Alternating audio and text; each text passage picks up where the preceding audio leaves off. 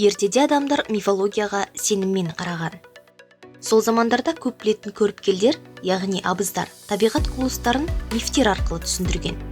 Алғашқы мифтер өте ерте заманда пайда болған. Олар адамдардың дүниетанымының көрінісі. Көпшіліктің сұрауы бойынша бүгін қазақ мифологиясының ерекше кейіпкерлері жайлы шығарылымымызды жалғастырамыз. Сонымен не дейді? Бірге тамашалайық. Достар, жыл соңына дейін 100 000 оқырман жинауды мақсат етіп отырмыз. Осы мақсатқа жетуге ат салсыңыздар, ол үшін каналға жазылып, лайк басып тіркеліңіздер. Шимұрын.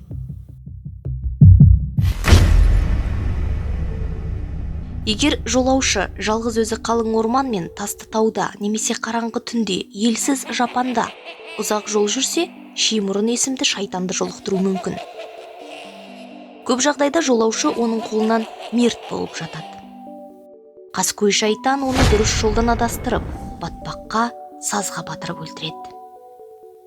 Егер оның бұл жоспары іске аспаса, ол адамның құлағына қайдағы жоқты сыбырлайды, келе-келеп, қытықтап, күлдіреді. Шимұрынның бұл қылықтары жай еріккеннің ермегі, алайда бұл аңғырт жолаушыны үлкен жайсыздыққа ұрындыруы бек мүмкін. Су перісі күлдіргіш. Далалы жерлердің өзендерінде, қамысты сайларда, бұлақ бастауларда сұлу арулар, су перілері өмір сүреді. Қазақтар оларды күлдіргіш деп атайды. Күлдіргіштер су түбінде жасырынады. Сол себептен айдын су қауіпсіз, тыныш болып көрінеді. Адамның көзіне су ақырын ағып жатқандай көрінеді екен. Тіпті мөлдір суда балықтардың жүзгені жоғардан байқалып тұрады. Осындай аялыда, саялы жерлерде қауіп бар деп ешкім ойламайды. Тұңғиықта, сарғыш, қоңыр өзен балдырларында күлдіргіш жасырынатын ешкім біле бермейді. Перілер жалаңаштанып, шомылып жүрген жас жігіттерді қызықтырып, арбайды. Еліктіріп қастарына шақырады. Жігіт жақындай бергенде жармаса кетіп, ұзын қолдарымен мойындарын орап, қысып, өлгенше қытықтап, су түбіне балдырлы түнекке тартып әкетеді. Дәулер. Дәулер үсті бастарын жүн басқан, аяқ қолдарында өткір тырнақтары бар ұсқындары, адам шошырлық алыптар. Олар өздерінің апандарында, көбінесе тау үңгірлерінде, қиын жерлерде тұрады. Біреуі көл түбін немесе жер қойнауын мекендейді. Онда жер асты қазынасын, алтын, күміс, асыл тастарды күзетеді. Олар қазына, дәулеттің иесі.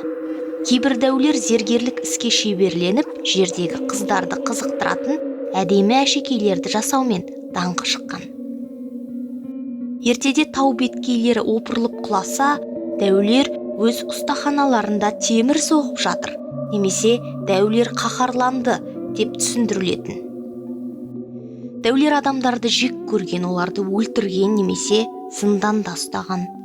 Күн сайын түске және кешке 2 адамнан жеп тұрған. Оларда тұтқындардың зарына деген аяныш сезімі болмаған. Құдай атынан жалбарынса, Құдайға тіл тигізіп мазақ қылған екен.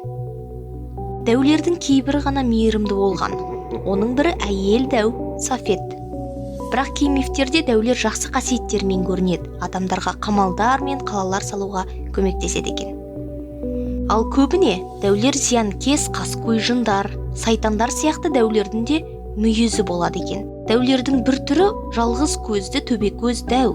Олар циклоп тәрізді. Кейбіреулерінің еркек не әйел кейіпті бірнеше басы болады екен. Дәулердің біреулерінің өз отбасы болады, не олар 3-7 не 40 ағайынды болып топталып өмір сүреді. Әдетте олар ертегідегі батырларды құтқаруға тиіс, сұлуларды ұрлайды. Кейде батырлармен достасып, ерлік жасауға көмектеседі.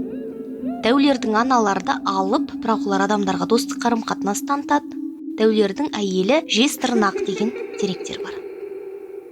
Достар, егер видео ұнаған болса, басқа да қазақ мифологиялық образдар туралы білгілеріңіз келсе, бізге жазылуды ұмытпаңыздар.